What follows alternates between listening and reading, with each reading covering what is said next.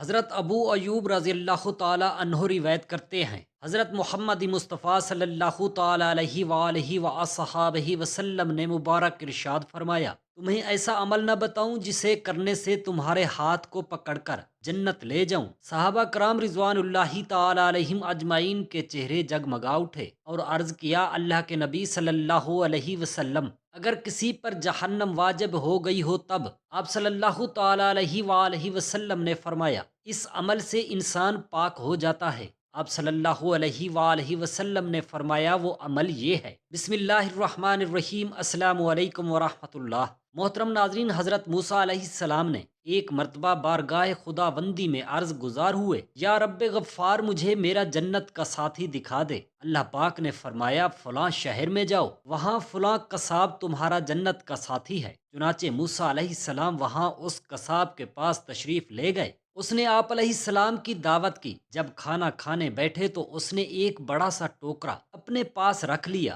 اندر دو نوالے ڈالتا اور ایک خود کھاتا۔ اتنے میں کسی نے دروازے پر دستک دی۔ قصاب اٹھ کر باہر گیا۔ حضرت موسیٰ علیہ السلام نے اس ٹوکرے میں دیکھا تو اس کے اندر بوڑھے مرد و عورت تھے۔ موسیٰ علیہ السلام پر نظر پڑتے ہی ان کے ہونٹوں پر مسکراہٹ پھیل گئی۔ انہوں نے آپ علیہ السلام کی رسالت کی گواہی دی اور اسی وقت انتقال کر گئے۔ قصاب واپس آیا تو ٹوکرے میں اپنے والدین کو فوت شدہ دیکھ کر معاملہ سمجھ گیا اور آپ علیہ السلام کی دست بوسی کر کے عرض کی، آپ اللہ پاک کے نبی حضرت موسیٰ علیہ السلام معلوم ہوتے ہیں۔ فرمایا، تمہیں کیسے اندازہ ہوا؟ اس نے عرض کی، میرے ماں باپ روزانہ گڑ گرا کر دعا کیا کرتے تھے، یا اللہ پاک ہمیں حضرت موسیٰ علیہ السلام کے جلووں میں موت نصیب کرنا۔ ان دونوں کے اس طرح اچانک انتقال فرمانے سے میں نے جان لیا کہ آپ ہی حضرت موسیٰ علیہ السلام ہوں گے۔ قصاب نے مزید عرض کی، میری ماں جب کھانا کھا لیتی تو خوش ہو کر میرے لیے یوں دعا کیا کرتی تھی، یا اللہ میرے بیٹے کو جنت میں حضرت موسیٰ علیہ السلام کا ساتھی بنا۔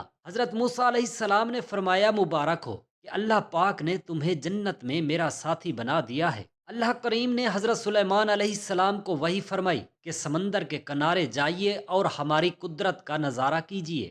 آپ اپنے مصاحبین کے ہمراہ تشریف لے گئے، مگر کوئی ایسی چیز نظر نہ آئی۔ چنانچہ ایک جن کو آپ نے حکم دیا کہ سمندر میں غوطہ لگا کر اندر کی خبر لاؤ۔ اس جن نے غوطہ لگانے کے بعد واپس آ کر عرض کی، میں تہ تک نہیں پہنچ سکا اور نہ ہی کوئی شے نظر آئی ہے۔ آپ علیہ السلام نے اس سے طاقتور جن کو حکم دیا۔ اس نے پہلے جن کے مقابلے میں دگنی گہرائی تک پانی میں غوطہ لگایا، مگر وہ بھی کوئی خبر نہ لا سکا۔ آپ علیہ السلام نے اپنے وزیر حضرت آصف بن برقیہ کو حکم دیا۔ انہوں نے تھوڑی ہی دیر میں ایک عالی شان کافوری 4 دروازوں والا سفید سمندری گنبد لا کر آپ علیہ السلام کی خدمت سراپا عظمت میں حاضر کر دیا۔ اس کا ایک دروازہ موتی کا، دوسرا دروازہ یاقوت کا، تیسرا دروازہ ہیرے کا اور چوتھا دروازہ زمرد کا تھا۔ چاروں دروازے کھلے ہونے کے باوجود سمندر کے پانی کا کوئی قطرہ اندر نہ پہنچ سکا۔ اس سمندری گنبد کے اندر ایک حسین و جمیل نوجوان صاف ستھرے لباس میں ملبوس تھا اور مشغول نماز بھی تھا۔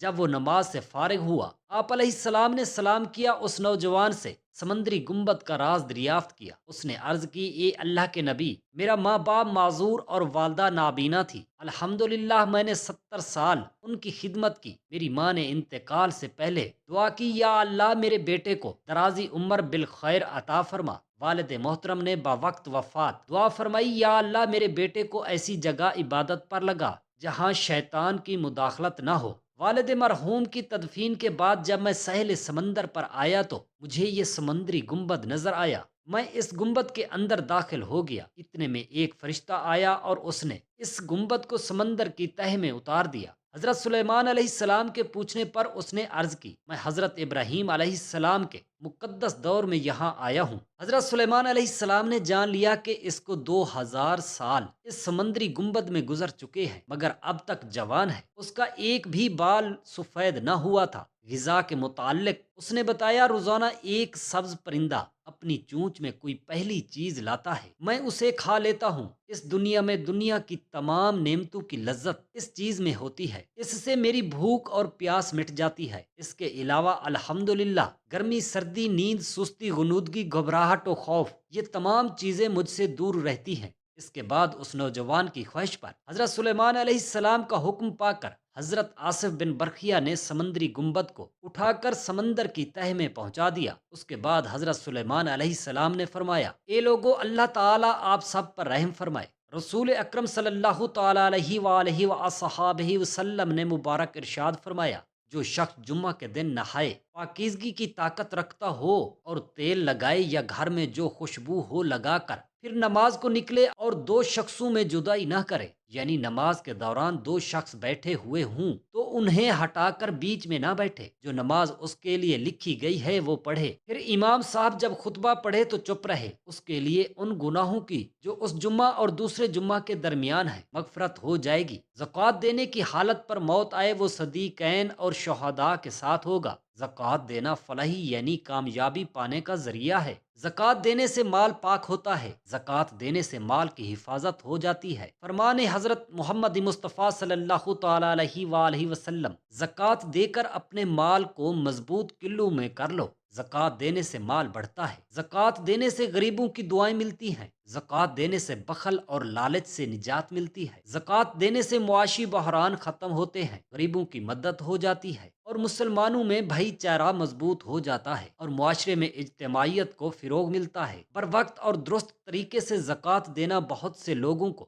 بھوک سے نجات دیتا ہے، کئی گھروں کو برباد ہونے سے بچاتا ہے، بلکہ بہت ساروں کو خودکشی کے گناہ سے بچا لیتا ہے۔ جس مال کی زکوٰۃ نہ دی جائے وہ مال کندھے کی ہڈی پر رکھا جائے گا تو ہڈیاں توڑ کر سینے سے نکل آئے گا، کمر توڑ کر کروٹ سے نکل جائے گا، گدی توڑ کر پیشانی سے ابھرے گا۔ جس مال کی زکوٰۃ نہ دی گئی روز قیامت بہت بڑا سانپ بن کر اس کے پیچھے دوڑے گا، یہ ہاتھ سے روکے گا وہ ہاتھ چبا لے گا، پھر وہ سانپ گلے میں توق بن کر پڑے گا، اس کا منہ اپنے منہ میں لے کر چبائے گا۔ میں ہوں وہ مال جس کی تو نے زکوٰۃ نہ دی، اور وہ مال برباد ہونے اور اس میں برکت نہ رہنے کا سبب ہے۔ تو فرمان حضرت محمد مصطفیٰ صلی اللہ علیہ وآلہ وسلم، خشکی و تری میں جو مال ضائع ہوتا ہے زکوٰۃ نہ دینے کے سبب تلف ہو جاتا ہے، اور زکوٰۃ کا مال جس میں ملے اسے تباہ کر ڈالتا ہے، یعنی زکوٰۃ فرض ہوئی اور ادا نہ کی اور زکوٰۃ کا روپیہ اپنے مال میں ملائے رکھا تو یہ حرام اور اس حلال مال کو بھی ہلاک کر دے گا۔ زکوٰۃ نہ دینا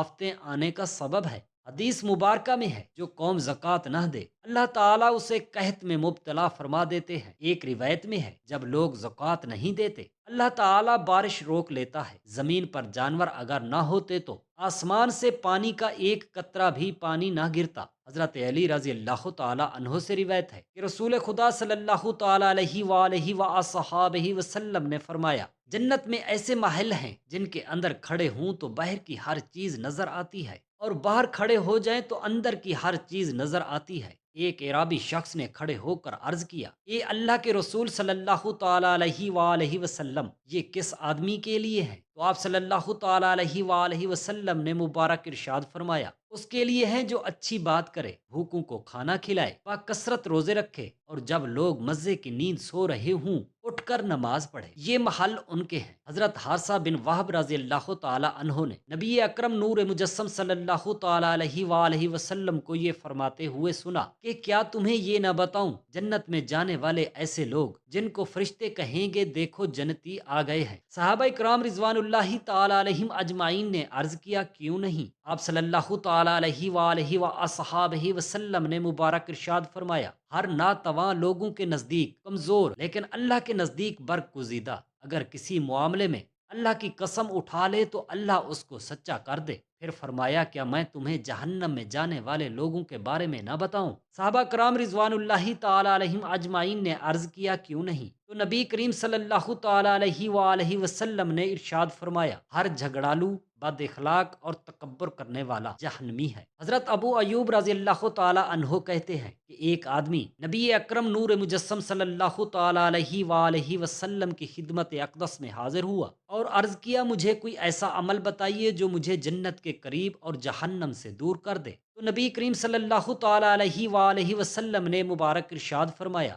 اللہ تعالیٰ کی بندگی کرو اور اس کے ساتھ کسی کو شریک نہ ٹھہراؤ، اور نماز قائم کرو، زکوٰۃ ادا کرو، اور رحم کرنے والوں سے تعلق قائم رکھو۔ جب وہ آدمی واپس پلٹا تو رسول اکرم نور مجسم صلی اللہ تعالیٰ علیہ وآلہ وسلم نے فرمایا، جن باتوں کا اسے حکم دیا گیا ہے اگر ان پر عمل کیا تو جنت میں داخل ہوگا۔ جو ہر روز صبح اور شام کو ایک مرتبہ یہ دعا باقاعدگی سے پڑھے، جس کا ترجمہ کچھ یوں ہے: میں اللہ پاک کے رب ہونے اور اسلام کے دین ہونے اور حضرت محمد مصطفیٰ صلی اللہ تعالیٰ علیہ وآلہ وصحابہ وسلم کے نبی ہونے پر راضی ہوں۔ اس دعا کی فضیلت یہ ہے کہ جو شخص صبح اور شام ایک مرتبہ یہ دعا پڑھ لے، حضور اقدس نور مجسم صلی اللہ تعالیٰ علیہ وآلہ وسلم اس کا ہاتھ پکڑ کر جنت میں داخل کریں گے۔ حضرت ابو ہریرہ رضی اللہ تعالیٰ عنہ سے روایت ہے کہ نبی اکرم نور مجسم وجہ تخلیق کائنات حضرت محمد مصطفیٰ صلی اللہ تعالیٰ علیہ وآلہ وصحابہ وسلم نے فرمایا، میری تمام امت جنت میں داخل ہوگی مگر جس نے انکار کیا وہ جنت میں داخل نہ ہوگا۔ صحابہ کرام رضوان اللہ تعالیٰ علیہم اجمعین نے عرض کیا، یا رسول اللہ صلی اللہ تعالیٰ علیہ وآلہ وسلم،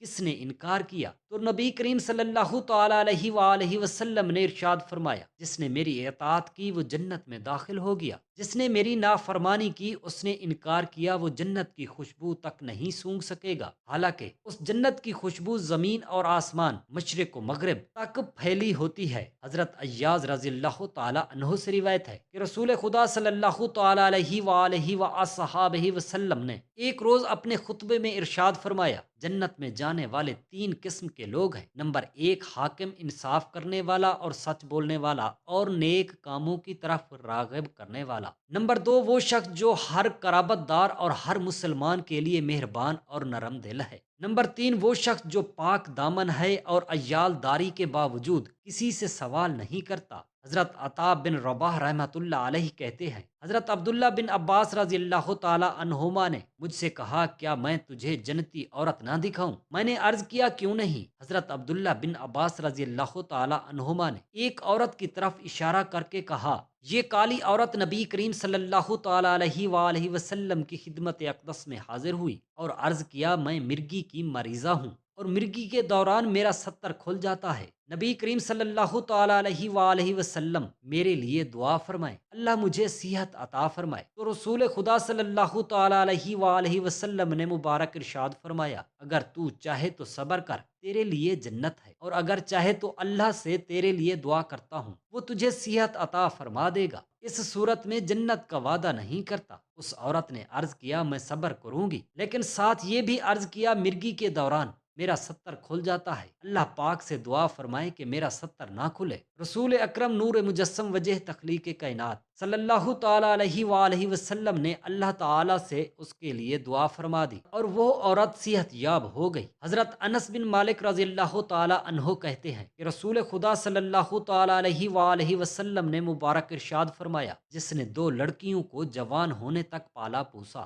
قیامت کے دن میں اور وہ اس طرح آئیں گے، اور آپ صلی اللہ تعالیٰ علیہ وسلم نے اپنی مبارک انگلیوں کو آپس میں ملایا۔ حضرت ام حبیبہ رضی اللہ تعالیٰ عنہا رسول اکرم نور مجسم صلی اللہ تعالیٰ علیہ وسلم کی زوجہ محترمہ سے روایت ہے کہ انہوں نے رسول خدا صلی اللہ تعالیٰ علیہ وآلہ وسلم کو فرماتے ہوئے سنا ہے کہ جو شخص روزانہ اللہ تعالیٰ کی رضا کے لیے فرضوں کے علاوہ 12 رکعات نوافل ادا کرتا ہے، اللہ پاک اس کے لیے جنت میں ایک گھر بناتا ہے۔ حضرت سعد بن بلال فرماتے ہیں کہ قیامت کے دن دو شخص کو جہنم سے نکالنے کا حکم ہوگا، پھر اللہ تعالیٰ رب العزت ان سے ارشاد فرمائیں گے کہ تمہارا جہنم میں داخلہ ہونا تمہاری بدعمالیوں کی وجہ سے تھا، اور میں تو کسی بندے پر ادنا ظلم بھی نہیں کرتا۔ اس کے بعد اللہ تعالیٰ دوبارہ ان کو جہنم میں جانے کا حکم دیں گے، تو ان دونوں میں سے ایک کا حال تو یہ ہوگا کہ وہ تیزی سے جہنم کی طرف دوڑے گا اور اس میں گھس جائے گا، اور دوسرا شخص واپس جانے میں ہچکچائے گا۔ پھر اللہ پاک دونوں کو واپس بلا کر ان سے ان کے فعل کے متعلق دریافت کریں گے،